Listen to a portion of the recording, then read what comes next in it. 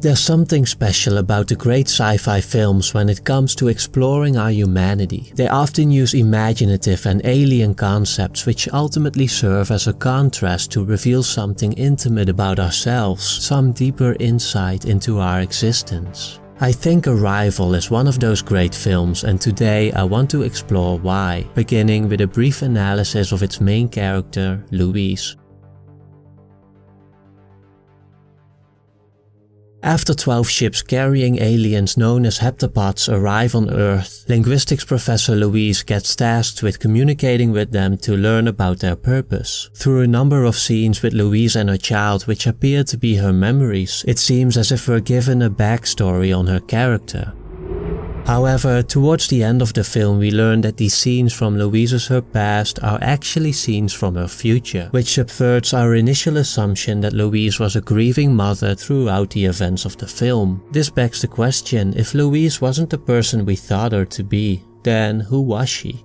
If we look at the beginning of the film without any assumptions about Louise's her past, I believe there are a number of signs that suggest that she is someone who isn't fully embracing life, who is shying away from it. For starters, Louise seems highly attached to her comfort zone, secluded from the rest of the world which she witnesses mostly through windows and television screens as she goes about her daily routine. She doesn't seem all that excited about her job and generally comes across as living a very quiet, uneventful life. It is because of this that she is also reluctant towards change, which becomes especially clear when change is forced on her as the heptapods arrive on Earth. While the rest of the world is reacting to this monumental event, Louise appears to be the only one who isn't fully processing it as she shows up at her class to find it empty. This slow reaction to change is also shown in the phone call with her mother, suggesting that she's been who she is for quite some time.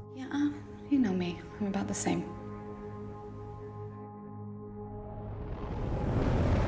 We can even see it later when Louise is unexpectedly picked up in the middle of the night and she asks for 20 minutes to get ready but only receives 10. It's a small detail but still another sign pointing towards Louise's her slow reaction to sudden change and her overall hesitance to face life. But what can we tell about where this hesitance could come from? If we don't have a specific backstory for Louise, we can perhaps turn to a more universal one. In The Denial of Death, Ernest Becker writes about the two great fears that are present in everyone and characterize us as human beings. These are the fear of death and the fear of life. Both, I think, are rooted in our perception and experience of time.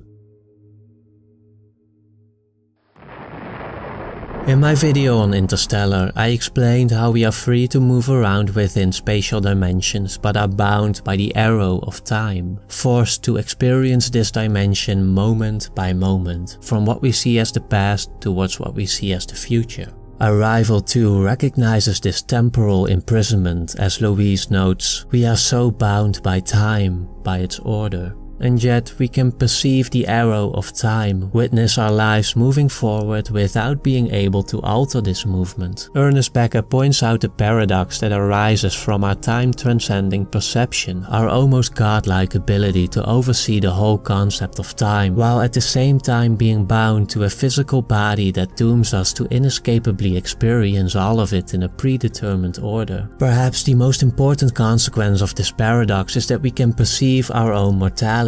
We know that someday we are going to die, and this naturally fills us with fear. We are falling asleep at the wheel, people. You know what I'm talking about? I know you do. Interestingly, out of this fear for our eventual annihilation also follows a fear of life, as Ernest Becker explains. The irony of man's condition is that the deepest need is to be free of the anxiety of death and annihilation, but it is life itself which awakens it, and so we must shrink from being fully alive. To put it simply, life in its fullest is too much to handle for limited beings such as ourselves. The incomprehensible vastness of the universe and the fundamental elusiveness of its purpose, the total mystery of our existence in all its beauty and terror, it's just too much. It's like you're staring into the sun. And so we shrink down from life, make it mundane and acceptable. Because in our minds, if we don't engage life, we don't have to engage death. Part of this process is natural and even necessary to make it through everyday life without constantly being overwhelmed by our existence and worrying about its ultimate meaning. But when we shrink down too much and hide away in a protective bubble like Louise, we can end up missing life altogether, which is a shame because death will still come for us, showing again how the relentless arrow of time is not hindered by our fear of it.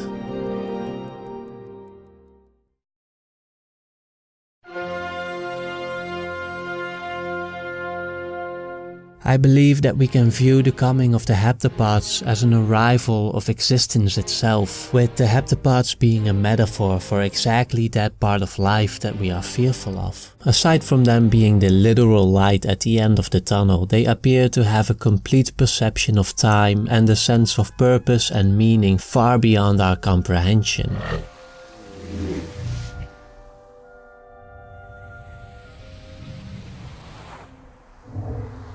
The attempt to communicate with the heptapods can therefore be seen as an attempt to communicate with a manifestation of existence, but for that we need to understand its language.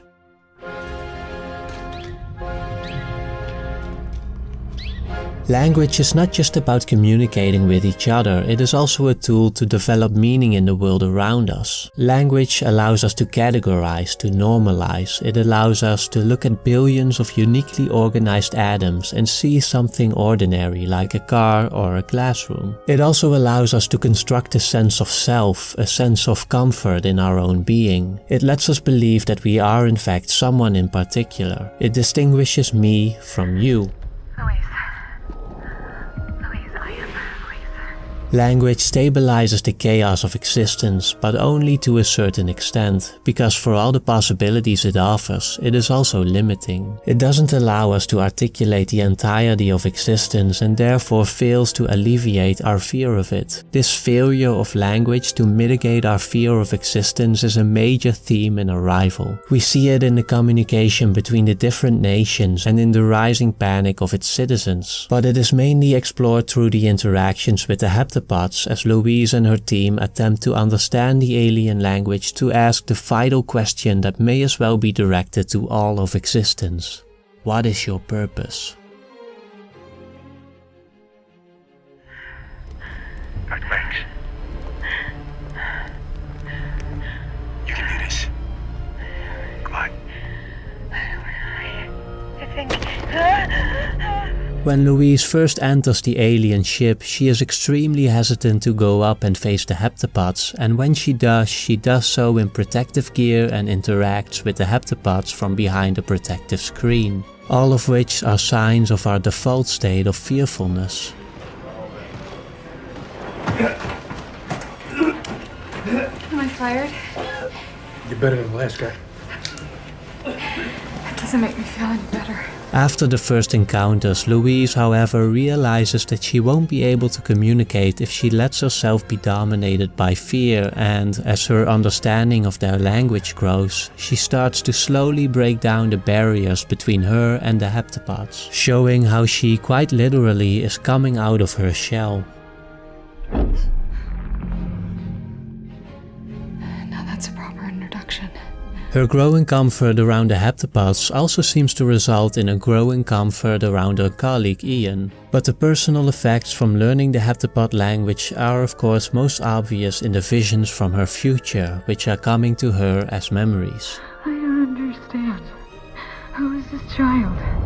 This is where we arrive at the most tricky and perhaps also the most misunderstood part of the film, the gift of seeing the future that is given to Louise by the heptapods.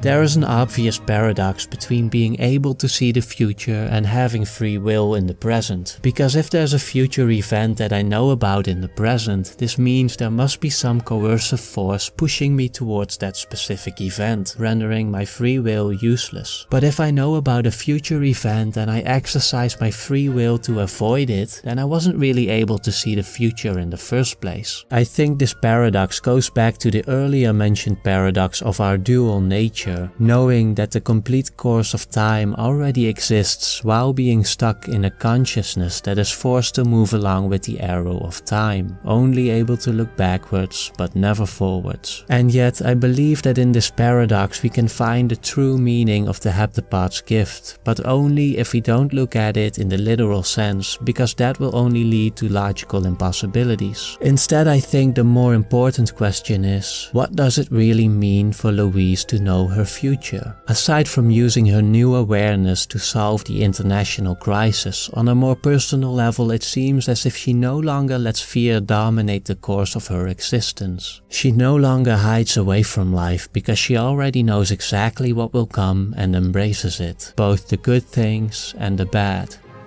I know something that's going to happen. What? What's going to happen? It has to do with a really rare disease. And it's unstoppable. Kind of like you are. Your swimming. And your poetry and all the other amazing things that you share with the world. Her new language allowed her to construct meaning and articulate existence in such a way that it alleviated her fear of it, and that, I think, is the true meaning behind the heptapod's gift. In fact, when you think about how Louise's her life would have played out if the heptapods had never arrived, stuck in her routine, forever hugging her body pillow, the heptapod's gift can even be seen as the gift of life itself, as the moment that made Louise choose existence over non-existence. So what does all this mean for the audience? What message does Arrival have for us if we, unlike Louise, cannot see the whole of our existence and can therefore never be truly freed from our fear of it? In the short story, the question is raised that if the heptapods already know everything that's going to happen, why do they need language at all? Or in Louise's her case, if she already knows her future, why would she still choose to live it? To address this issue, Ted Chiang refers to the speech act theory, which points out that language is also a performative act. According to speech act theory, statements like "you're under arrest," "I christened this vessel," or "I promise" were all performative. A speaker could perform the action only by uttering the words. For such acts, knowing what would be said didn't change anything. Everyone at the wedding anticipated the words, "I now pronounce you husband and wife." But until the minister actually said them, the ceremony didn't count. With performative languages, saying equaled doing. This could very well be applied to Louise's her new perception of existence. She knows what is going to happen, but it is only when she performs the actions that it becomes real, which again she is able to do because she is no longer afraid.